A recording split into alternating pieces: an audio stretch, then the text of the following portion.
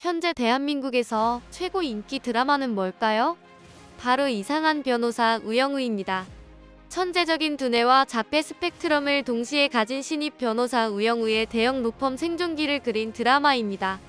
자폐 스펙트럼 장애와 변호사라는 어울리지 않을 법한 두 가지 역할이 박은빈 배우의 훌륭한 연기력과 특유의 발음, 귀엽고 사랑스러운 행동 덕분에 시너지 효과를 내고 있으며, 또한 법정 드라마답게 각본도 촘촘하게 짜여져 있으며 섬세한 표현 연출에 큰 호평을 받고 있습니다. 그런데 이런 와중에 중국에서는 벌써부터 불법 논란, 일본에서는 리메이크 반대 논란이 있는데요. 지금부터 한번 알아보시죠. 현재 한국 드라마는 넷플릭스와의 협업을 통해 최고 전성기를 누리고 있습니다. 킹덤 시리즈를 시작으로 DP 스위트홈 대망의 오징어 게임으로 대박을 터뜨렸죠. 특히 오징어 게임은 공식적으로 역대 가장 많은 시청 가구 수를 기록한 콘텐츠라고 발표했습니다.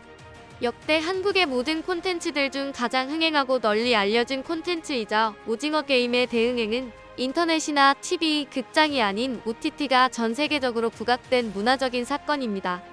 당시 넷플릭스의 주가가 사상 최고치를 기록한 이유 또한 오징어 게임으로 인해 넷플릭스의 콘텐츠 경쟁력이 입증되면서 투자자들이 몰렸기 때문이라고 블룸버그는 분석했습니다. 전문가들은 넷플릭스 성장세가 둔화되고 유료 가입자 수도 떨어지고 더 이상 양질의 콘텐츠가 나오지 않는다는 우려와 비판의 순간의 기적처럼 한국의 오징어 게임이 한방에 이 같은 추세를 뒤집었다고 입을 모았죠. 사실상 우리나라 콘텐츠가 넷플릭스라는 글로벌 기업의 동아줄이 돼준 것입니다. 이 기세를 이어받은 드라마가 바로 우영우입니다. 현재 한국 TV에서는 9.1%라는 경이적인 시청률을 달성하며 기염을 토해냈습니다. 넷플릭스에서도 동시 방영 중인데 방영 첫 주 TV 시리즈 탑10 2위에 오르며 히트 조짐을 보이고 있다가 현재 한국 넷플릭스 탑10 TV 시리즈 중 1위에 오르는 쾌거를 이뤘습니다. 글로벌 수치로 보자면 한국, 태국, 대만, 일본, 베트남, 홍콩, 인도네시아, 말레이시아 등 8개국에서 넷플릭스 1위를 기록했습니다.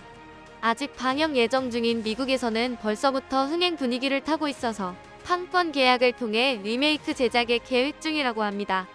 앞서 비슷한 소재인 자폐장애 진단을 받았던 의사가 주인공으로 활약한 한국 드라마 굿닥터가 미국판으로 리메이크돼 제작된 바 있습니다. 시즌5까지 만들어져 미국 ABC 채널에서 한때 전미 시청률 1위를 기록한 바 있는 까닭에 미국 측이 리메이크에 더욱 적극적인 것이지요. 바로 옆 나라의 일본에서 인기도 정말 뜨겁지만 미국과 반대로 오히려 리메이크를 반대한다는 분위기인데요. 왜 그럴까요? 일단 주연 배우 연기력에 대한 찬사와 드라마에 대한 칭찬으로 가득합니다. 이 드라마 지금 보고 있는 중입니다. 내용이 흥미롭고 웃음과 눈물이 있네요. 거기에 너무 공부가 되는 드라마입니다. 지금까지 자폐증의 분들과 접한 적은 없었지만 앞으로의 생활에는 도움이 많이 될 것 같네요. 좋은 드라마입니다. 이 와중에 리메이크를 거부하는 댓글이 심심찮게 발견됩니다. 일본에 비해 한국의 배우는 연기력이 굉장하고 일본에는 없는 발상력으로 가득하다. 이 드라마는 재미있다. 한류의 리메이크라든지 절대로 건들지 말길 바란다. 박은빈 씨는 정말 변함무쌍한 배우네요. 정말 매력이 넘칩니다. 왜 일본에는 이런 배우가 없는 건지 안타깝습니다. 작품의 완성도가 떨어지거나 문화적인 차이 등으로 일본 시장에서 먹히지 않는 이유 때문이 아닙니다. 일본 내에서 신입 변호사 우영우 역을 맡은 배우 박은빈의 연기를 소화할 만한 배우가 없다는 사실과 처참한 실력의 드라마 제작 기술의 자괴감 때문입니다. 바로 최근의 설레도 있어서 더욱 큰 반응인 것 같습니다. 국내에서 박세로의 신드롬을 이끈 화제작 이태원 클라스는 일본에서 정말 선풍적인 인기를 끌었는데요. 이에 힘입어 일본에서 수입해가서 드라마를 만들었지. 바로 일본판인 우폰기 클라스입니다. 사실상 흥행에 실패했다는 평이 지배적입니다. TV 시청률만 해도 저조하며 넷플릭스만 해도 일본에서 시청률 10위에 그쳤습니다. 되려 원작 이태원 클라스가 아직까지도 넷플릭스 드라마 시청률에서 1에서 2위를 오고 가는 거랑 매우 대조적이죠. 중국에서의 반응도 뜨겁습니다. 하지만 중국에서는 넷플릭스가 금지되어 있죠. 그럼 다들 어떻게 보고 반응하는 걸까요?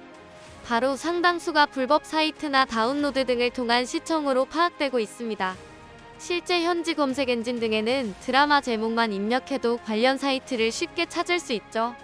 엄청난 변호사 위잉우라는 제목으로 여러 불법 스트리밍 사이트에서 유통되고 있는 것으로 확인되어 있습니다. 뿐만 아니라 우영우뿐만 아니라 오징어 게임, 지금 우리 학교는 지옥 등 다른 콘텐츠도 불법 유통되고 있었습니다. 국외 해외 콘텐츠, 특히 한국 콘텐츠 불법 시청은 하루 이틀 일이 아닙니다. 넷플릭스 최대 히트작 오징어 게임은 중국에서 불법 유통이 극에 달했죠. 오징어 게임은 중국 60여 개 사이트에서 불법 유통되고 있는 것으로 파악했다고 밝힌 바 있습니다. 중국은 단순히 훔쳐보기로 끝나지 않고 극중 초록색 트레이닝복이 중국 배우의 의상을 베꼈다는 황당 주장을 펼치는가 하면 각종 한국의 전통 게임들도 중국이 원조라며 문화 동북공정에 열을 올렸습니다. 하다하다 배우 박은빈도 중국인이라 하는 게 아닌가 싶습니다. 멀리 볼 것도 없이 바로 현재 디즈니 플러스가 서비스 중인 중국 드라마가 대장금 표절 의혹과 함께 우리 문화를 중국화하는 이른바 문화공정 논란을 일으키고 있습니다. 드라마 속 출연 배우들이 중국의 전통 의상이 아닌 한복과 유사한 의상을 입고 삼겹살과 쌈을 중국 전통 요리법이라고 표현하고 있었습니다. 또 문제의 드라마는 지난 2003년 방영된 한국 드라마 대장금과 내용이 유사하다는 지적인데요. 뛰어난 요리 실력을 갖춘 서민 출신의 여주인공이 황궁에 들어간 뒤 태자의 사랑을 받고 성공한다는 줄거리인데 누가 봐도 대장금을 떠올릴 만한 이야기란 겁니다. 공식적인 항의를 하니 반응은 적반하장이었습니다. 중국의 문화평론가 스원쉐는 한국은 고대부터 유교를 옹호하고 중국의 훌륭한 문화를 적극적으로 연구하고 흡수해왔다면서 한복은 중국 명나라 의상에서 부분적으로 영향을 받은 것이라고도 주장했습니다. 또한 개방적이고 포용적인 태도를 가져야 한다고 말했다. 한마디로 대한민국은 중국의 속국이니 열린 자세로 받아들여라 이거입니다. 현재 외교부는 이러한 사태의 심각성을 깨닫고 중국의 저작권 침해 사례에 적극 대응하고 있다고 밝혔습니다. 하지만 중국의 도둑시청과 동북공정은 쉽게 근절되지 않을 것으로 보입니다. 전 세계에 한류 문화를 전파하고 있는 현재 우리의 소중한 문화가 왜곡되고 빼앗기지 않도록 더욱 관심을 가져야 하지 않을까요? 드라마 우영우의 흥행이 지속되길 바라며 다른 양질의 컨텐츠들이 나와서 전 세계에 기쁨을 나누어주면 좋겠습니다. 이상으로 퇴계이황TV였습니다. 시청해주셔서 감사합니다. 많은 관심과 댓글 부탁드립니다.